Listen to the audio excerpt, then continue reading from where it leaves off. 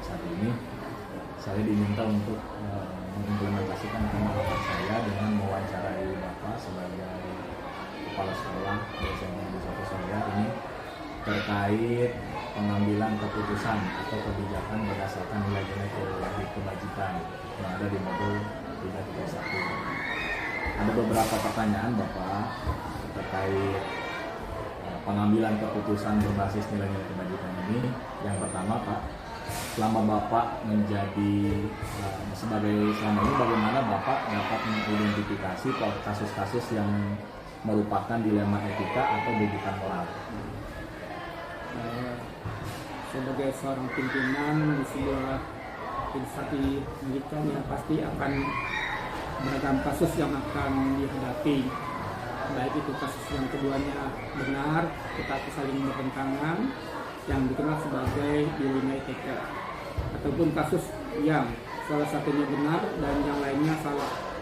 Kedua kasus tersebut harus dapat diidentifikasi dengan benar agar tidak ada kesalahan dalam pengambilan keputusan. Cara saya untuk mengidentifikasi yang mana dari kedua kasus tersebut adalah dengan memahami masing-masing kasus. Tentu saja untuk memahami kasus-kasus tersebut, saya harus berkomunikasi dengan pihak lain yang terlibat. Setelah permasalahan sudah dipahami, maka saya perlu melakukan beberapa hal untuk bisa memetakan apakah kasus tersebut merupakan rujukan moral atau dilema etika.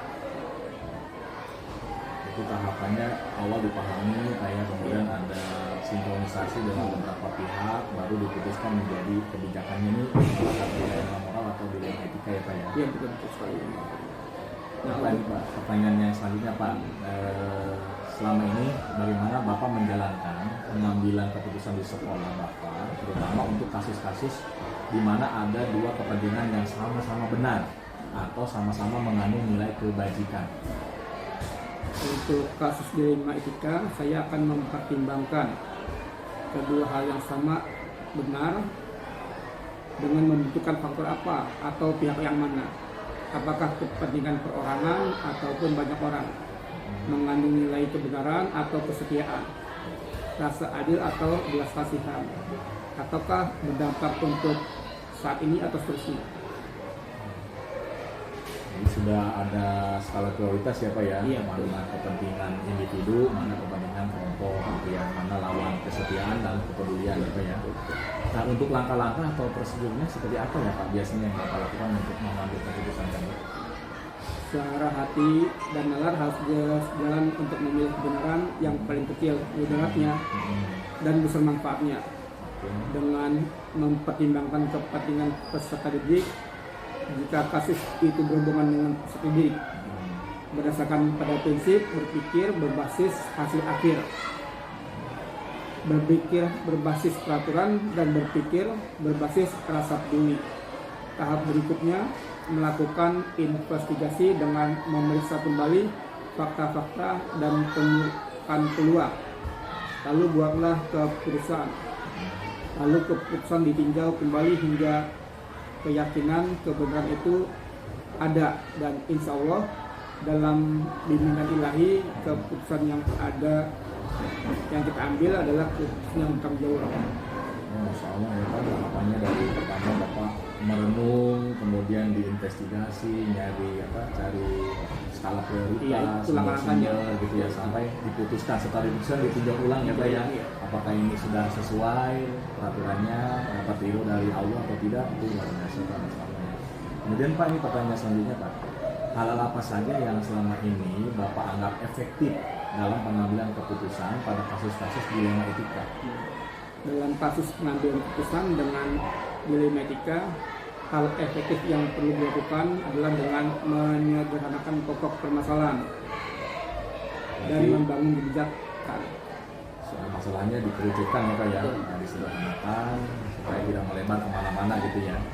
Nah kemudian Pak, pertanyaan selanjutnya, apa Pak yang jadi tantangan Bapak selama pengambilan keputusan yang menyangkut dilema etika itu? Hasil keputusan yang diambil mungkin ada pihak-pihak yang tidak dapat menerima ya. proses untuk dapat memahamkan sebagian orang untuk secara ikhlas menerima dan menjalankan keputusan menjadi sebuah tantangan, serta untuk tetap istiqomah dalam menjalankan keputusan yang sudah disepakati. Pak, ya, namanya keputusan kadang kalau pahit Pak ya, kita suka dilema Ya, gitu. nggak semua Pahit. pasti ya, nggak Ya. memuaskan semua orang itu. Itu tantangannya ya Pak ya. Nah kalau tantangan tadi sudah diidentifikasi, apakah Bapak memiliki sebuah tata kelola Pak atau jadwal tertentu dalam sebuah penyelesaian kasus dilema etika? Apakah Bapak tuh langsung menyelesaikannya di tempat atau memiliki sebuah jadwal untuk menyelesaikannya? Bentuk atau poster seperti apa yang Bapak jalankan atau di Bapak buat? Oh, tidak ada jadwal tertentu ya dalam menyelesaikan sebuah kasus. Prioritas kasus mana yang perlu diselesaikan secepatnya tergantung dari jenis kasus yang penting. Kasus tersebut dengan cepat diselesaikan agar tercipta lingkungan sekolah yang sehat kondusif semua keluarga sekolah. Oke, berarti tidak ada jadwal terstruktur, yang penting fleksibel, Ya, ada skala lihat kasusnya yang prioritas, mana yang paling penting itulah yang kita langsung prioritaskan. dieksekusi ya Pak dengan baik dan tentunya mungkin menjadi keputusan bersama. Nah selanjutnya Pak, adakah seseorang atau faktor-faktor apa yang selama ini mempermudah atau membantu Bapak dalam mengambil keputusan dalam kasus-kasus dilema etika? Komunikasi yang baik ya dengan semua warga sekolah, pengelolaan emosi yang baik dan pemahaman tentang teori pengambilan keputusan sebagai seorang pemimpin yang menjadi faktor yang mempermudah dan membantu dalam pengambilan keputusan. Jadi Bapak menggerakkan semua elemen pendukung ya Pak ya, Semua warga sekolah. sama warga sekolah, baik itu para PKS, guru dan lainnya, dan juga komite barangkali Pak ya, sehingga keputusan tadi bisa maslahat untuk semuanya. Pak, pertanyaan terakhir nih Pak, dari semua hal yang telah disampaikan oleh Bapak, pembelajaran apa yang dapat dipetik dari pengalaman Bapak mengambil keputusan dilema etika? Ya, dalam mengambil sebuah keputusan maka mengidentifikasi jenis kasus harus bisa dilakukan lebih awal dengan melakukan pengujian, lalu lakukan pengujian benar lawan benar untuk dapat menentukan paradigma apa yang akan kita pilih sehingga keputusan bisa diambil sesuai dengan prinsip-prinsip yang tidak merugikan siswa. Insya Allah Pak, terima kasih banyak nih Pak ya atas jawaban-jawabannya, luar biasa sekali Bapak. Saya jadi dapat pengalaman baru bagaimana cara kita mengambil keputusan berbasis nilai-nilai kebajikan. Terima kasih Bapak sudah izin mau diwawancarai oleh saya. Terima kasih Pak, Assalamualaikum. Waalaikumsalam.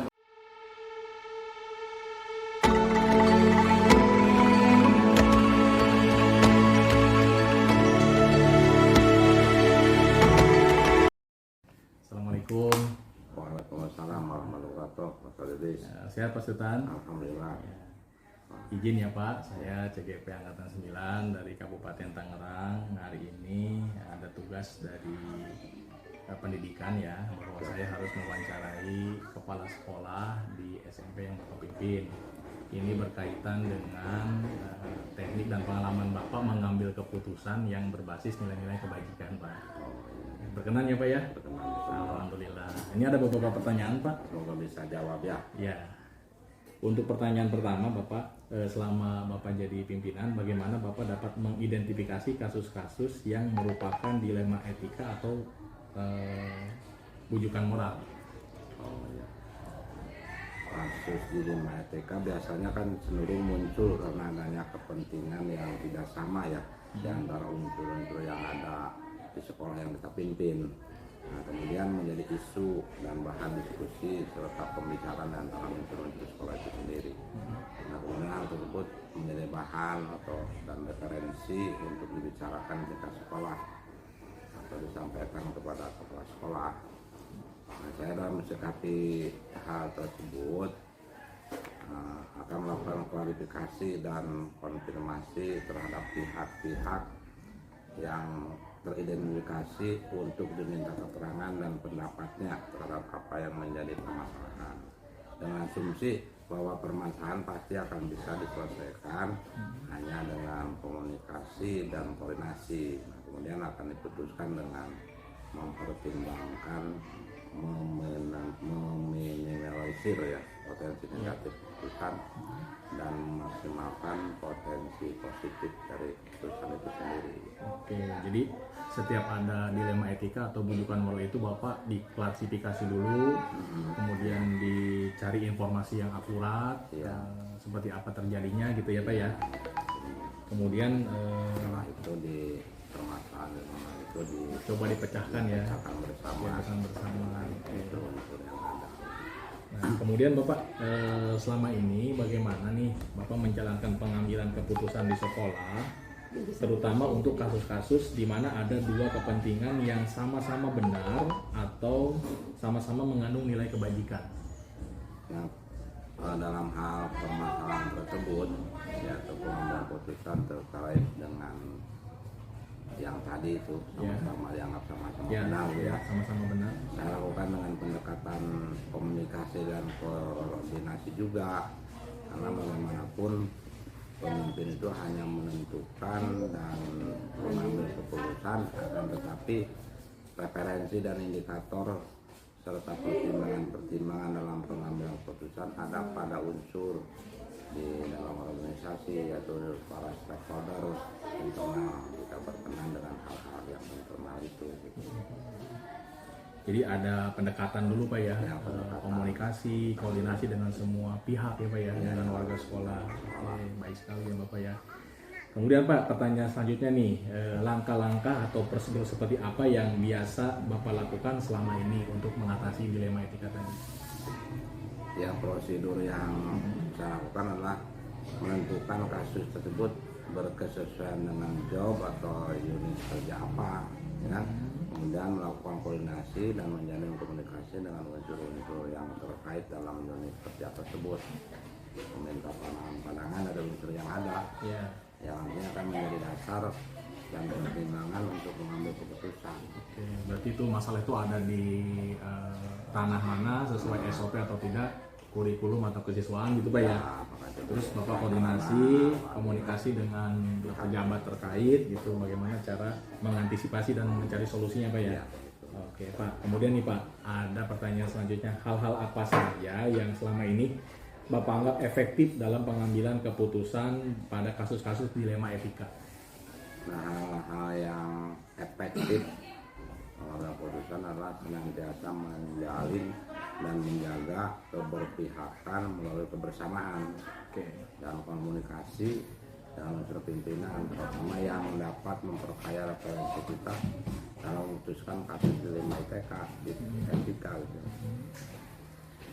Jadi ada prinsip kebersamaan dulu ya. Ini permasalahan itu untuk kepentingan bersama atau individu ya Pak ya. Ya, hal-hal yang sifatnya kepentingan bersama, maka itu yang dikomunikasikan dan diambil. Dari Bapak yang sudah menemukan keputusan tadi Pak, ada nggak tantangan apa saja yang selama ini merupakan tantangan dalam pengambilan keputusan pada kasus-kasus dilema etika? Ya, tantangan pasti ada ya. Ya.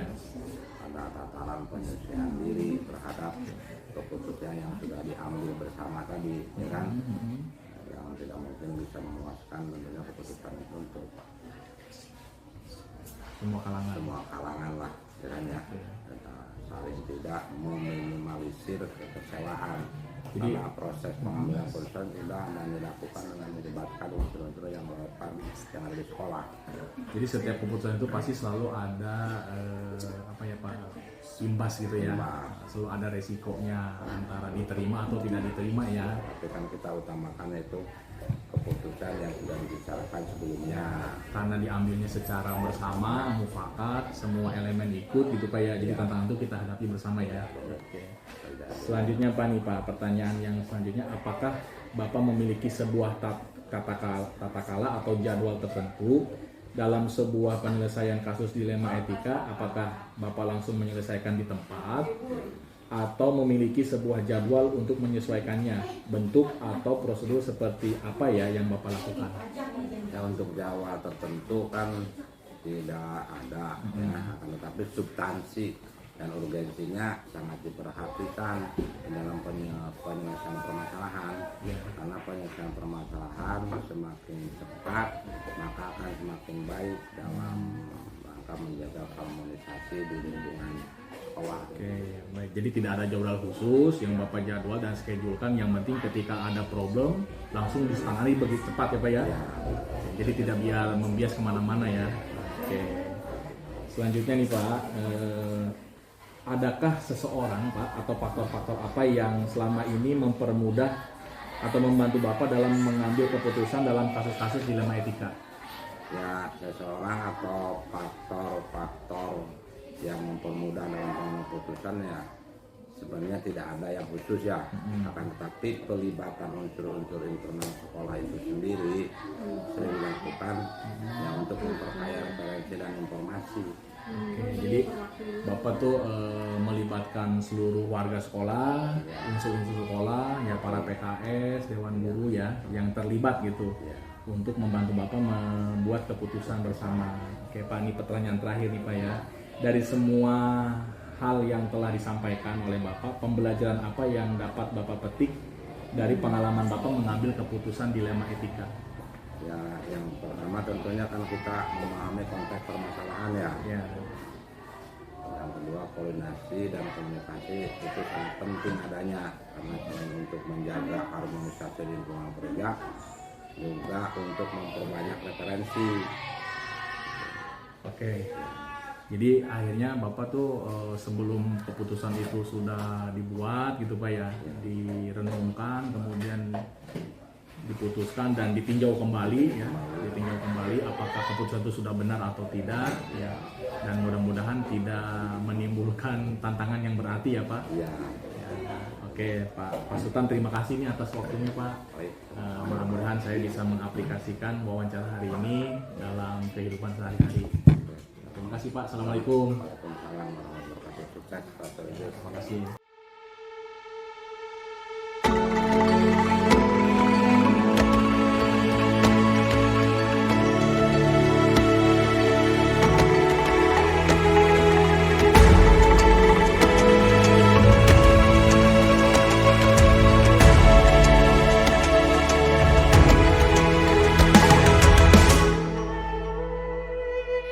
Ayo memilih apa yang kau suka. Merdeka belajar wujud yang nyata. Raih mimpimu juga cita-cita. Generasi emas Indonesia. Profil pelajar Pancasila tanamkan di dalam dada. Profil pelajar Pancasila cerdas berkarya.